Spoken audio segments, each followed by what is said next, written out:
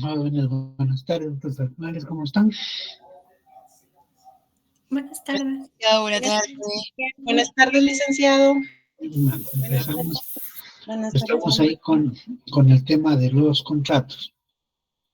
Recuerden que los contratos son pactos o son negocios jurídicos en el que participan siempre dos partes, ¿no? Y depende de la naturaleza del contrato o la clase de contrato, así se le denomina a cada una de las partes. Por ejemplo, vimos ya en la clase, en el mandato, que es el mandante y el mandatario, ¿no? Solo me surgió una duda hace un momento. ¿Vimos el contrato de depósito? ¿Ustedes me aclararán? ¿Ya vimos? No, licenciado. Bueno, No, entonces licenciado. vamos a ver. Ese es bien, me dio como es tan cortito, por eso yo de repente se los di así rapidito. Bien, el contrato de depósito, ya hablamos el día anterior del mandato, en que una persona encarga a otra la realización de sus actos, ¿verdad? Porque no puede o no quiere.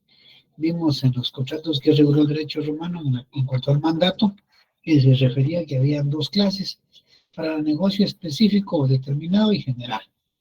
Decíamos que esas dos clases de mandato también fueron trasladados a nuestro sistema legal, solo que uno sigue siendo el mandato general y el otro ya no es para asunto o negocio determinado, sino se llama especial y se contrae a una o dos actividades en concreto.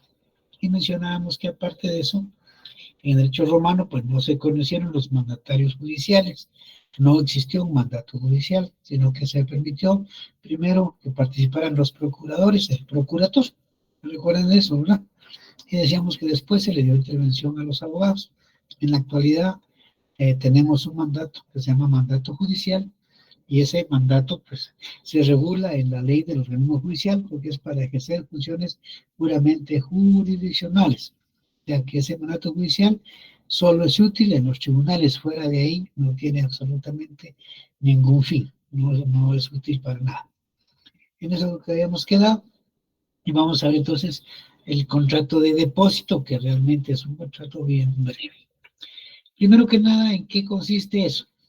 Bueno, en que una persona que se llama depositante, fíjense bien, así es el derecho romano, también utilizó el término competente, pero yo lo veo más lógico el depositante. Es dueño de un bien o de una cosa o de una ley. No, ese es tampoco Liliana, gracias. Sí nos faltan todavía unos que vamos a ir viendo todavía el día de hoy y otros para el viernes. Gracias, Liliana. Decíamos entonces que esta persona depositante, propietario de una cosa, una res, decían los romanos, se la entrega a otro que se llama depositario para que lo cuide, lo guarde y lo devuelva en un plazo establecido. El plazo lo establece generalmente el depositante. El depositario se limita a guardarlo. El derecho romano tenía una característica muy especial. Este contrato era gratuito.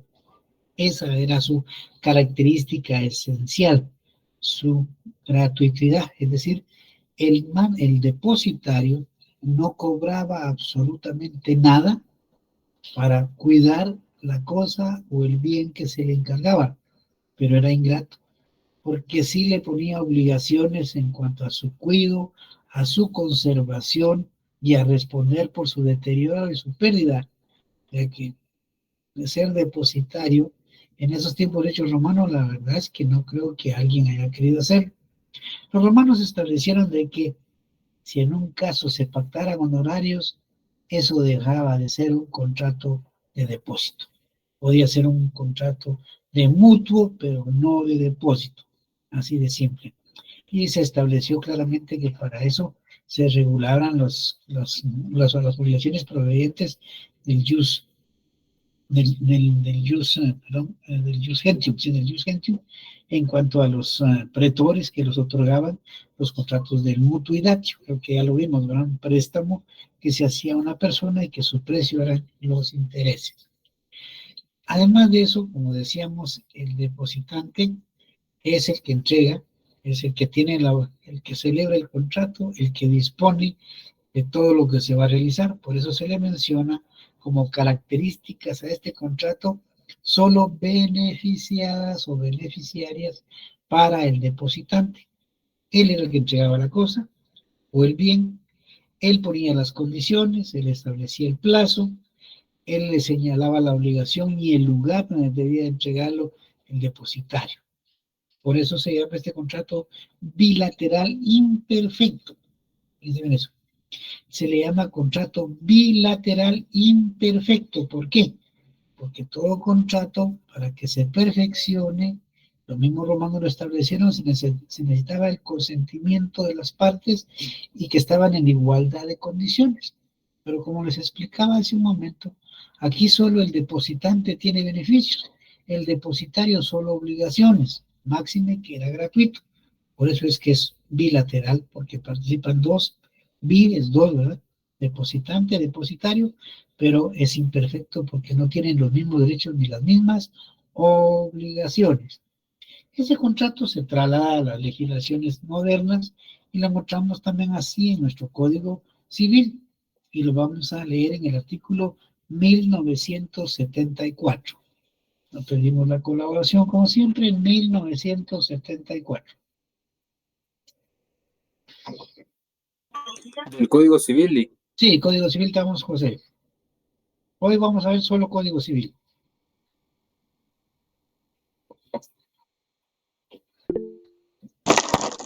Sí, Claudia.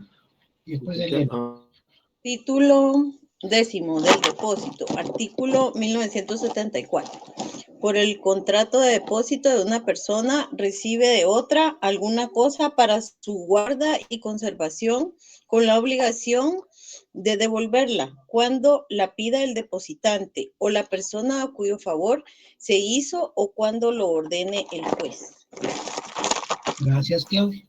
Y les hablaba yo que en el derecho romano no se cobraban honorarios para nada, era gratuito.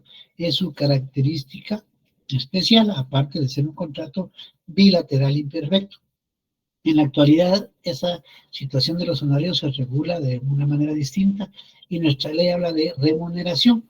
Y veámoslo en el 1797. A ver, ¿alguien me participa?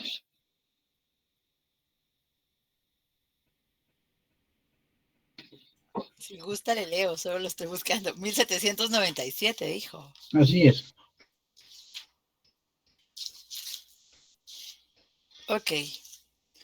1797. El liquidador nombrado por los socios puede ser removido por el voto de la mayoría y renunciar al cargo.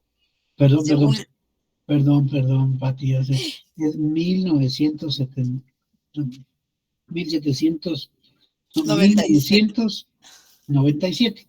A 1900. Sí, ya la estoy confundiendo. Yo la confundí. Ahorita regreso.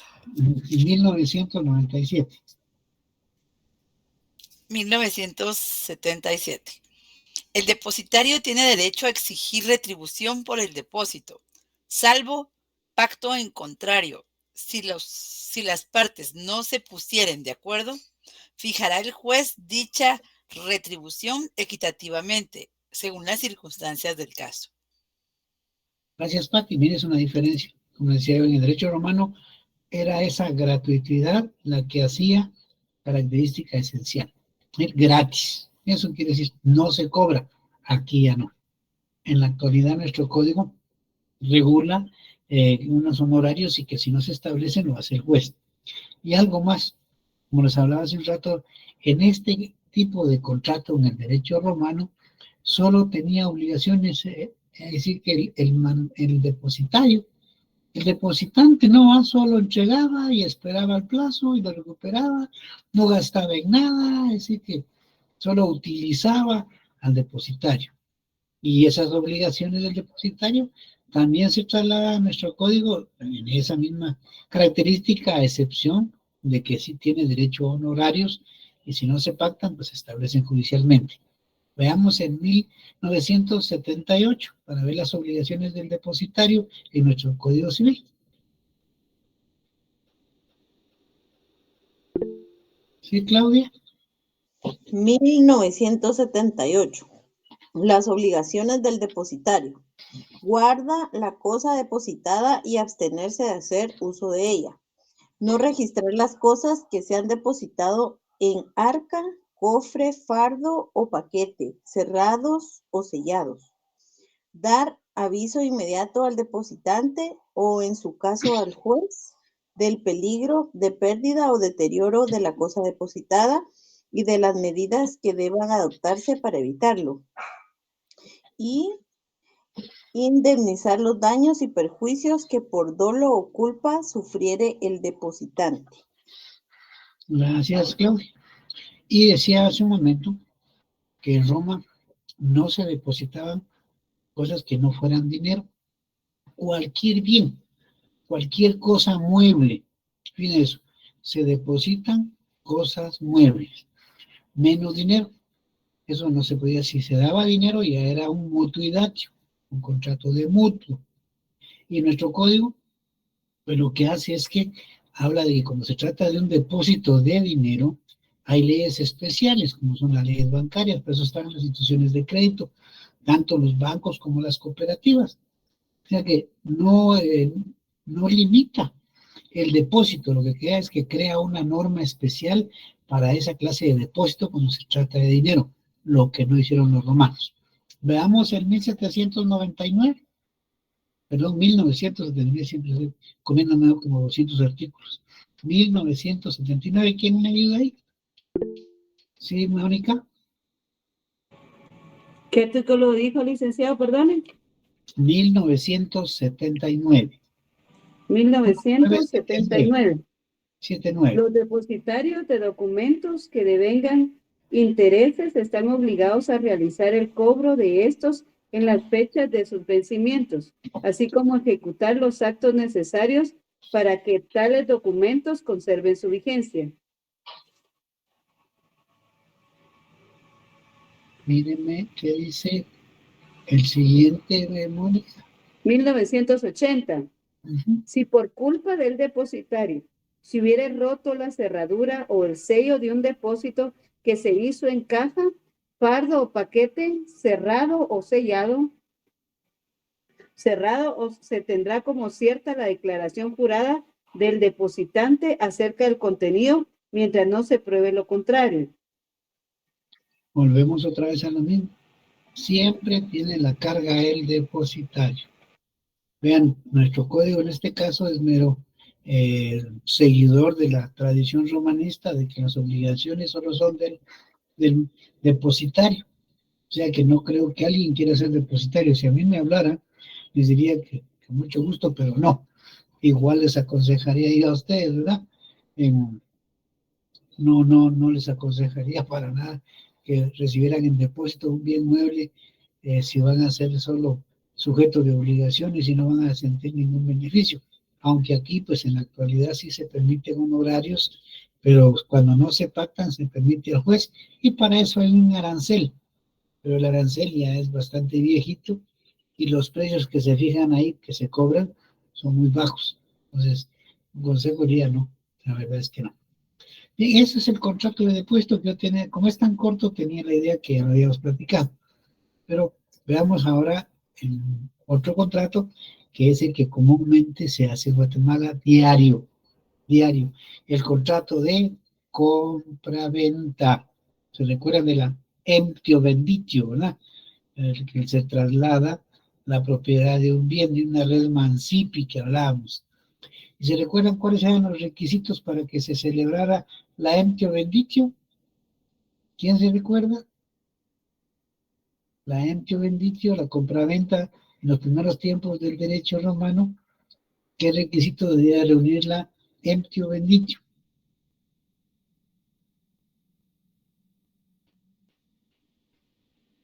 ¿Nadie se recuerda?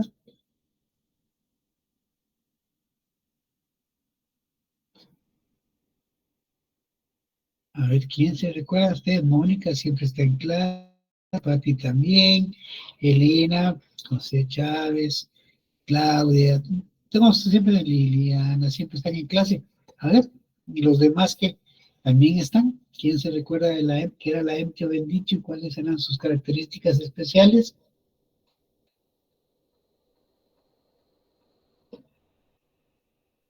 No se recuerda. Ni los requisitos para celebrar la compraventa. ¿Cuántas personas participaban en el amplio bendito? A ver, José. Primero había que ser persona, ¿verdad? Sí, sí. Ser parte de familia. Sí, ¿verdad? Sí, ¿qué más? Lo celebran 2 personas. No. Un comprador y un vendedor, Lick, ¿puede ser? ¿Qué más? ¿Qué más? Ahí van, Claudia, a ver, Selene. A ver, ¿qué Liga más? el bien inmueble o mueble, o sea, lo que se va a celebrar la compraventa, el objeto que tiene la compraventa. Sí, ¿qué más? ¿Se recuerdan ustedes que hablábamos de que participaban varias personas? ¿Varias personas? Eran 7 testigos. Ah, Selena, ¿eran 7 testigos o cómo era realmente? Va, ahí va, usted va bien. A ver, Selena. ¿Cuántos testigos? Son 5, el que compra, el que vende y el... ¿Cómo se llama el que pesa el valor? Tasador. El pesador, ¿qué nombre tenía? Ay, se me perdió. A ver, Melvin.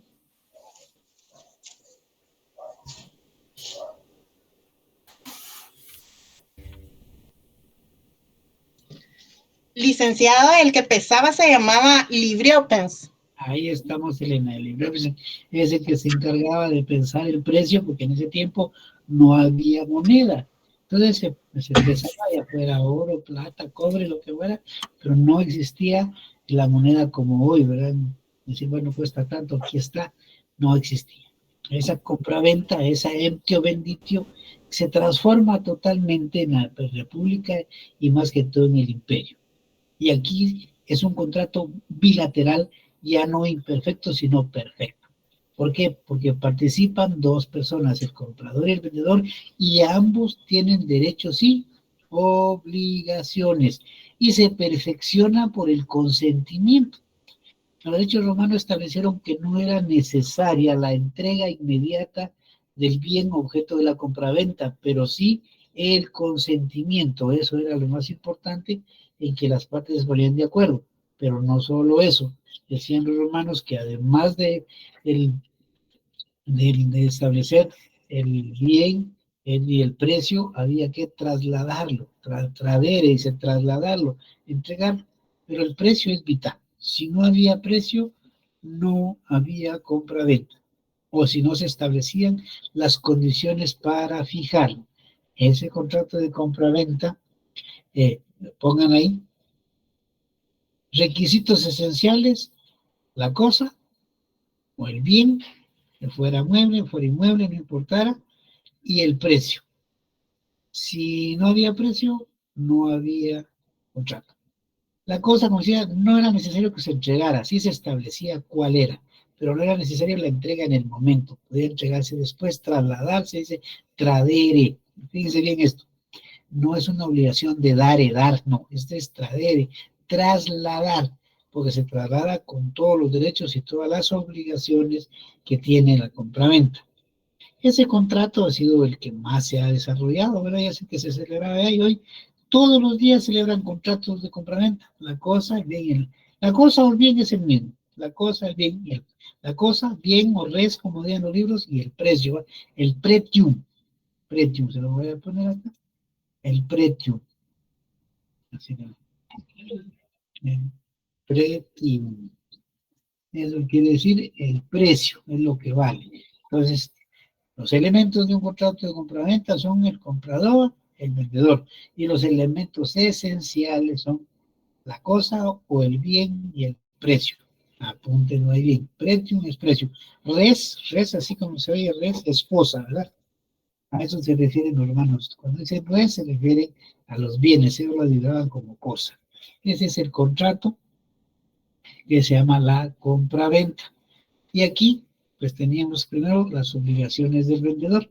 Pero antes de eso, veamos cómo lo define hoy nuestro Código Civil. Veamos el 1790. 1790. ¿Sí, Mónica?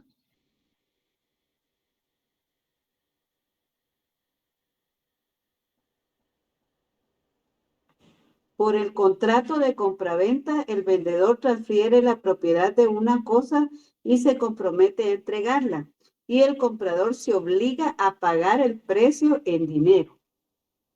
Gracias, Mónica. Y Elena, leamos el 1791, Elena, para ver cómo se perfecciona en la actualidad. Ok. El contrato de compraventa queda perfecto entre las partes desde el momento en que se convienen en la cosa y en el precio, aunque ni una, ni otra, ni el otro se hayan entregado. Queda prohibido el pacto de retroventa. Fíjense bien, el código nuestro, al igual que el derecho romano, el ius civile de los romanos, habla de la cosa y el precio. Pone la cosa y cuánto cuesta. Aunque no se entregue en ese momento, pero ahí está, se perfecciona. Está la voluntad de las partes, el consentimiento lícito. No hay nada ilegal. Y ahí dice que se prohíbe la retroventa. ¿Qué quiere decir eso? El pacto de retroventa quiere decir que si Elena... No puede volver a vender. Ahí estamos, ¿no? Entre ellos mismos. Elena le compra a Mónica una casa, por ejemplo, no puede Elena después volverse a vender a Mónica. Ahí sí que estamos ¿A lo mismo? No es la retroventa, el pacto de retroventa, pero es el pacto. La mira, pues no debemos decir. ¿Sí, Mónica? ¿Sí? No. Bueno, entonces decía, el pacto de retroventa es el prohibido. La retroventa se puede dar. Lo que es prohibido es el pacto. Aquí está en la iglesia. Sí. Aquí está practicando ahí. Mónica, tenés tu micrófono abierto. Ya no hay pena, ya José ya lo silencié. Bien, entonces no se les olvide. Se perfecciona desde el momento que se establece cuál es el bien o la cosa que se vende y cuál es el precio. Es vital. Precio y cosa. Si no hay precio, no hay nada. Si no hay cosa, no hay nada. ¿Y cuáles son las obligaciones? Bueno, el vendedor tiene la gran obligación, primero, de conservar bien la cosa que vendió hasta que la entregue. Conservarla, porque puede ser, como decíamos, que ya se estableció cuál es, pero no se entrega de inmediato. Tiene la obligación de conservarla. Cuando llega el momento de entregarla, debe cumplir, ya sea porque sea un plazo o una condición. Eso sucede en la actualidad. Muchas veces compramos un terrenito o compramos una casita y dicen, mire, la casa se le entregará porque no está terminada de construir, se le entrega hasta tal fecha. Máximo cuando uno compra en apartamentos o en colonias. Pero ya se estableció cuál es la cosa y cuál es el precio. Y la gente puede ser que se haya pagado ya el precio en su totalidad o las personas hayan pactado pagos parciales. ¿Eh? Pero ya se estableció eso. Entonces la obligación del vendedor es conservar el bien o la cosa correctamente, adecuadamente hasta que haga la entrega. La otra, definitivamente, entregarla.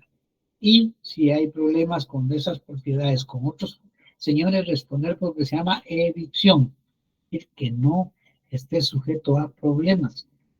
Uno puede decir, bueno, voy a vender este vehículo porque tiene problemas con otra persona y hay que ver otro cómo sale. No. Si yo vendo algo que tiene problemas, tengo que responder por evicción. Es decir, debo pagar, devolver el dinero y pagar los daños que causé. Esas son las principales obligaciones del vendedor. Y el comprador, pues la más importante de todas es pagar el precio, ¿eh? Ya sea que lo hagan en el momento en que le den el bien o bien en el momento en que se pacta. Y además de eso, debe pagar los gastos en que se ha incurrido por parte del vendedor si no se recibió el bien o la cosa en su momento adecuado. Las obligaciones hoy son mucho más. El derecho romano se limitó a eso, pero vamos a ver, por ejemplo, en el 1809, las obligaciones del vendedor. Veamos las obligaciones del vendedor en el 1809. ¿Sí, Mónica?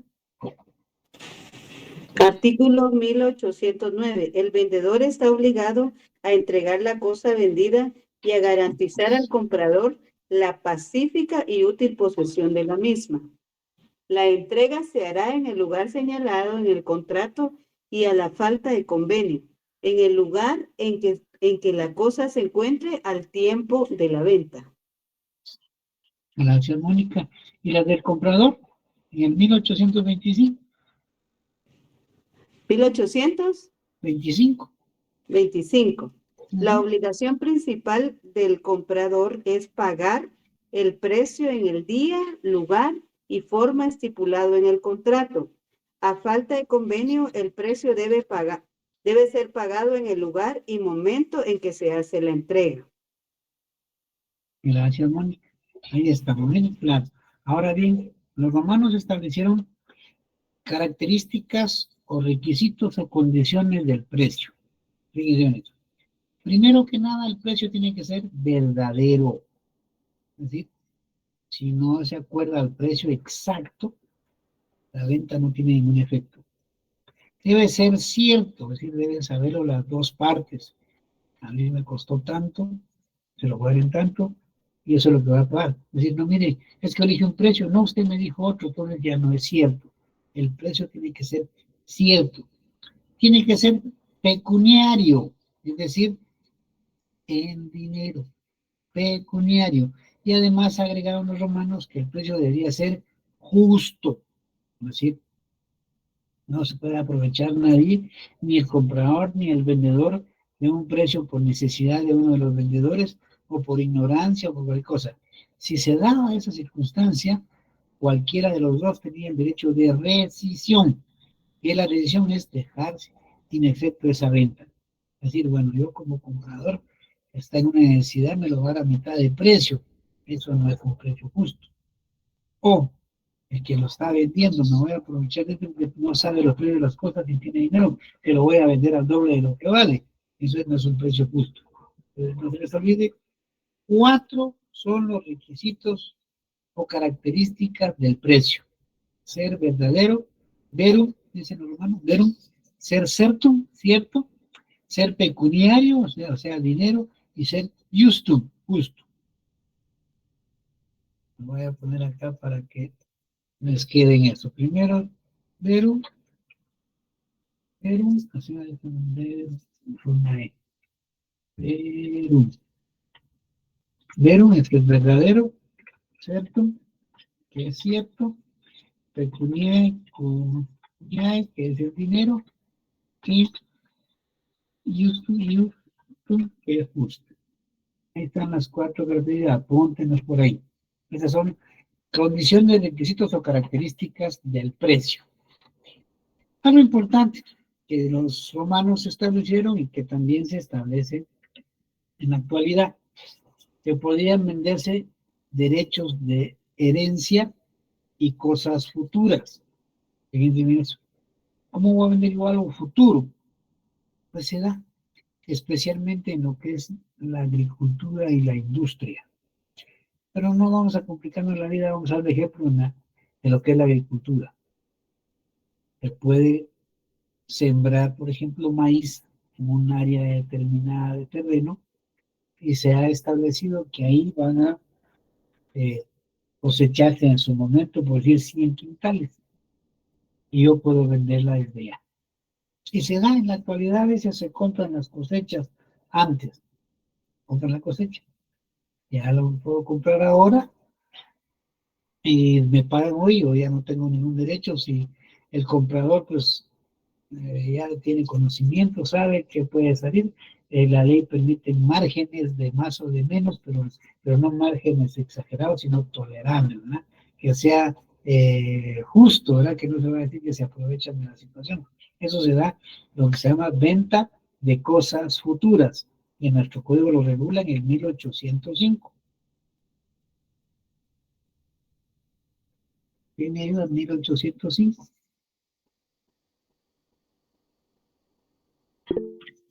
Sí, Selene. Artículo 1805. Pueden venderse las cosas futuras antes de que existan en especie y también una esperanza incierta. Igualmente pueden venderse las cosas o derechos litigiosos o con limitaciones, gravámenes o cargas, siempre que el vendedor instruya previamente al comprador de dichas circunstancias y así se hace constar en el contrato. Gracias, Selene. Ya pueden vender cosas futuras. Y también se reguló en el derecho romano la venta de derechos hereditarios. Es decir, cuando el padre de familia fallece, pues toda la familia, hijos y esposa, ya sean los hijos agnados o cognados, son herederos. Y puede, antes de darse una partición de quién le toca cada cosa, pueden vender sus derechos. Pueden venderse entre ellos o vendérselo a personas ajenas. No se ha hecho la división. Cuando ya se hizo la división y cada quien tiene su parte, ya no son derechos hereditarios, porque cada quien es propietario. Antes de que se partan los bienes, se pueden vender los derechos hereditarios y lo mismo sucede en la actualidad. Y nuestro no creo que está en el 1806, véanme ahí, por favor. Ahí está en el 1806. 1806. Se puede vender un derecho hereditario sin especificar los bienes de que se compone y en tal caso el vendedor solo responderá de su calidad de heredero. El vendedor deberá pagar al comprador las cosas de la herencia de las que se hubiera aprovechado y a su vez el comprador satisfacer al vendedor las deudas y cargas que en razón de la herencia hubiere pagado. Gracias, Claudia. Mira que esto no es nuevo, pues no, nuestro código no es una novedad, sino que al contrario, es el estudio de los romanistas del derecho romano, de aquellos moros mayores que fueron a Grecia a estudiar, crearon la ley de las tablas y que, como decíamos en su oportunidad, esta ley nunca fue derogada, sino que se fue mejorando, se fue perfeccionando y se usaron las interpolaciones, ¿no es decir? Sobre la misma marcha se va adaptando, pero nunca se derogó nada. Por eso es que ese hecho humano es tan grande, ¿no?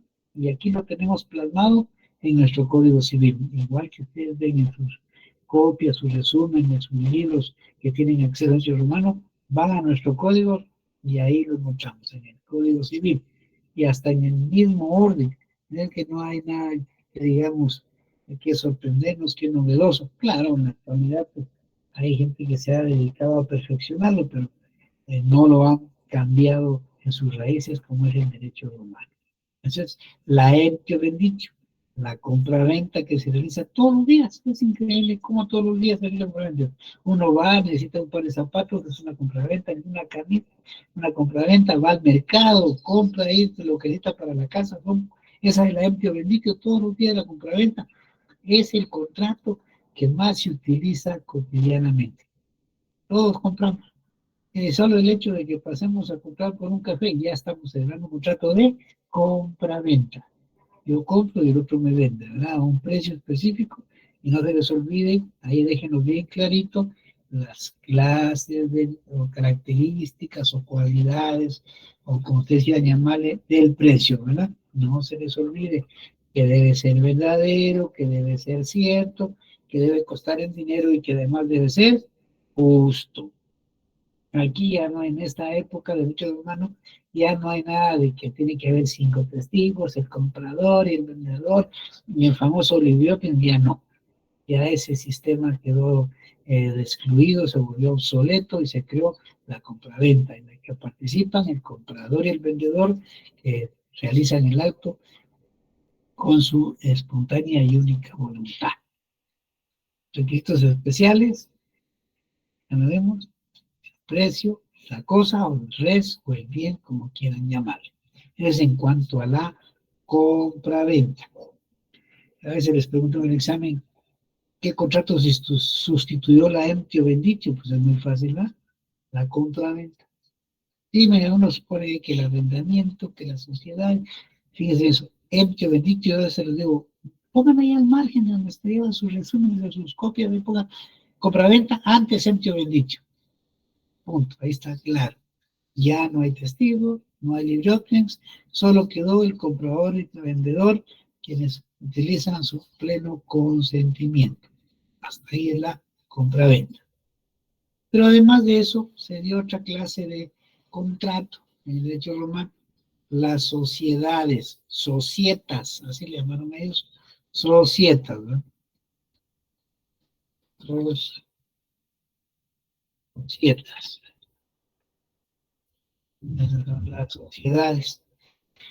Pues aquí, al igual que en Roma, igual en todos los tiempos se han creado sociedades. Y en Roma la crearon con qué constitución o para qué. Pues para obtener lucro, ganancias. Es un contrato, es bilateral y es perfecto también, y no es imperfecto, es porque participan dos o más personas, generalmente se da por lo menos dos, pero se permite hoy en la actualidad que los socios sean varios. Al principio en Roma solo se permitían dos personas, pues era bilateral. Ahí, dos personas que se llaman socios, soci, así es el término latino, soci, dos socios que ponen en común bienes, dinero, ¿para qué? Para que se dividan las ganancias que produzca y también las pérdidas, y así se regula en la actualidad. O sea, no solo ganancias, porque las sociedades también tienen pérdidas. Así es, como vemos los elementos esenciales de la sociedad. Primero, de tener la intención, fíjense bien, la intención de constituir la sociedad. Y segundo, las aportaciones. ¿Qué puede ser la aportación?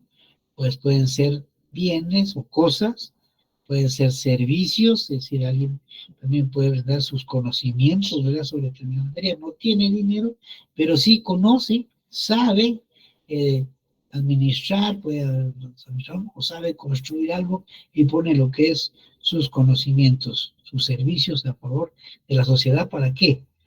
Para que también él participe de las ganancias en la sociedad. Puede tener dinero, pero necesita también que hayan servicios. Y como les decía hace un momento, hay personas que no tienen dinero, pero sí servicios. Entonces no se les olvide, primero que nada, debe haber una intención de constituir una sociedad. Affectio, dice, le llama la ley, así. Affectio, la ley de derecho romano, pero affectio. Entonces, la affectio es la intención de crear una sociedad. La segunda, las aportaciones, es decir, que dan bienes o servicios, no se les olvide, aportaciones, bienes o servicios. Bienes y servicios. Pues, ¿cómo surge en Roma la sociedad? ¿Cómo surge la vida del derecho de esa sociedad? Pues la primera teoría que se da, o la primera hipótesis que se plantea, es que las sociedades surgen cuando muere el pater familias. Se entiende que cuando el pater familias ha fallecido y deja sus bienes, si es un testamento, pues si lo deja a varias personas, pues ahí se da la sociedad. Si no hay testamento, heredan todos sus parientes, de los que ya nos hemos referido, y ellos, en tanto no terminen en su proceso usuario, en tanto no dividan los bienes, todos están en sociedad, un consorcio, ¿sí? Consortium, así se llama, que es un consorcio, es un grupo de personas que realizan actividades en conjunto, pero esto surge ahí. Otros dicen que no no necesariamente es a través de la muerte del pater familia, sino en lo politio, dicen ellos, en la politio, aquí lo voy a poner. Politio. La politio, aquí lo que hablan ellos es de que se da más que todo en el área de la explotación de recursos naturales, en la agricultura.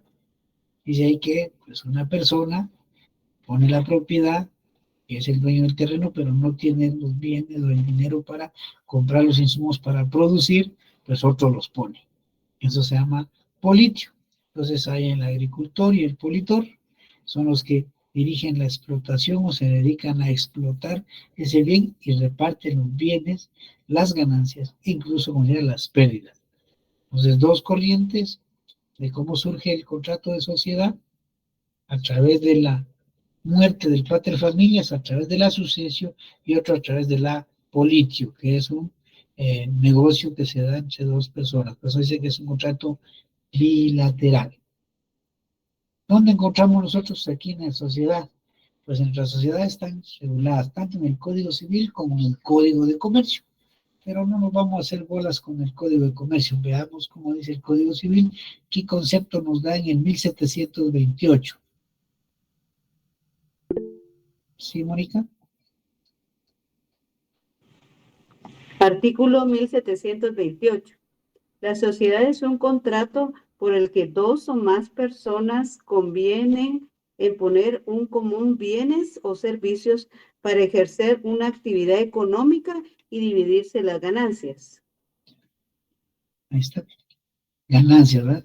Ponen bienes, o aportan bienes y servicios.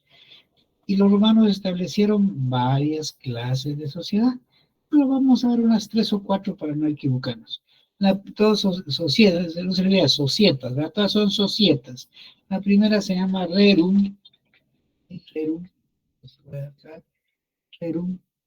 En esta, lo que se aportan son bienes o cosas. Ahí solo se aportan bienes o cosas. Fíjense eso. La otra se llama operarum. Aquí es de operadores, ¿no? De operarios. Aquí lo que se aportan son servicios. Y la mixta, dicen ellos, ahí se aportan tanto bienes como servicios. Creo que hay muchas más, pero no les voy a complicar la vida. Creo que con estas 3 sociedades son suficientes. Por lo que hemos venido platicando, que se aportan bienes o se aportan servicios, o ambas cosas a la vez. Hay otras que se llaman unius rei, lucri y esas, pero no. Solo vamos a limitar a las 3. La rerum, que se aportan cosas o bienes.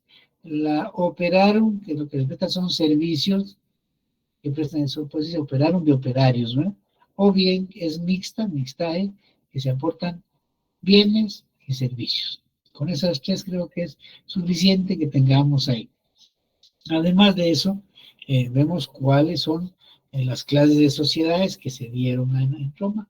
Se dieron las privadas y las públicas. Fíjense bien, 2 clases de sociedades privadas o públicas. Pues las privadas, como su nombre lo indica, son de personas ajenas al Estado, no participan en la cosa pública, y aquí el derecho romano por lo mismo no les reconoció personalidad jurídica. O sea, las sociedades en la actualidad todas tienen pues, su personalidad jurídica y pueden actuar válidamente en el mundo del derecho.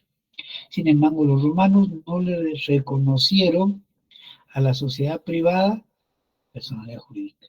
Y quienes actuaban ahí actuaban en forma ante la sociedad, en forma personal, pues eran paterfamilias, pero en nombre de ninguna sociedad.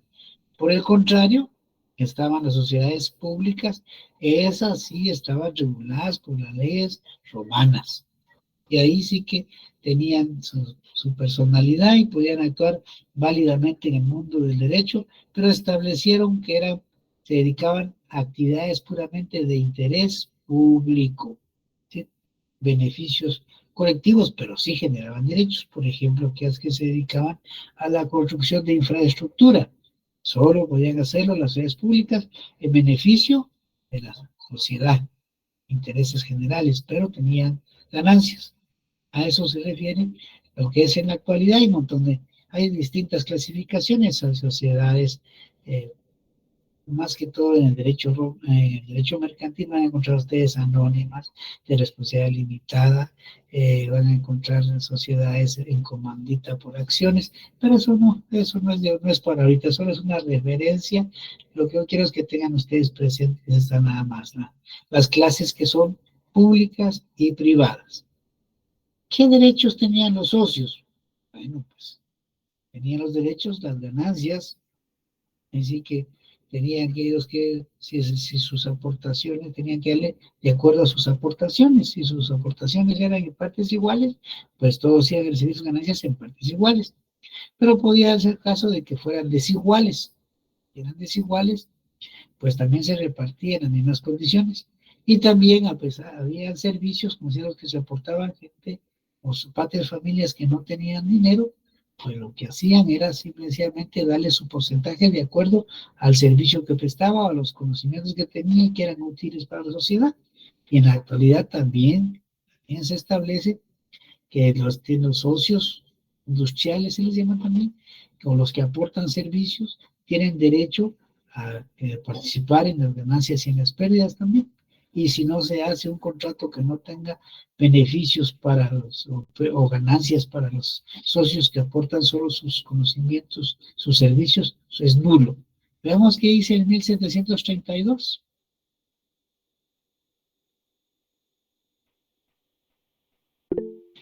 Sí, Damaris, y después Elena. Buenas noches, licenciado. Artículo 1732. Son nulas si se tienen por no puestas las cláusulas de contrato de sociedad en que se estipule que alguno de los socios no participará en las ganancias o que la parte del capital o bienes que aporte estarán libres de responsabilidad o riesgo. Gracias, Damaris. Ahí está igual que los nuevos romanos, porque permitieron aportación de bienes o servicios. Aquí tiene que ser igual. Y no se puede excluir al socio que no participó otorgando bienes o lo que es dinero más que todo, ¿verdad? En una cuota específica. Tiene derecho. No se puede. Y así estableció desde Roma. Ahora, ¿cómo se da por concluida una sociedad? En el derecho romano se estableció que la primera forma en que se extinguiera por la muerte de los pater familias que formaban la sociedad, o con la muerte de uno, o con la muerte de varios. Pero también se daba la oportunidad de que podía seguir los demás socios si se ponían de acuerdo y pues entregaban la parte correspondiente a sus herederos o también podían ingresar a la sociedad, podían continuar, pero la muerte era una de las causas por la que se extinguía. También por la capitis diminutio, se recuerdan que es la capitis diminutio, la disminución de capital, es decir, porque perdían sus bienes, cualquiera de los socios podía perder sus bienes, y si en ese caso, pues también podía extinguirse la sociedad. Otra fuera por voluntad, es decir, ya todos decidieron que les fue mal en el negocio o que les fue bien y hasta ahí, por voluntad. Y también se agrega otra, que es otra buena distinción, que es cuando se cumple el objetivo. Si se creó sobre la sociedad para realizar uno o dos negocios específicos y ya se realizaron, se termina. Ahí se terminan las sociedades. Y nuestro código sí es mucho más amplio en la extinción. ¿Quién nos ayuda? 1766. ¿Sí, Damaris?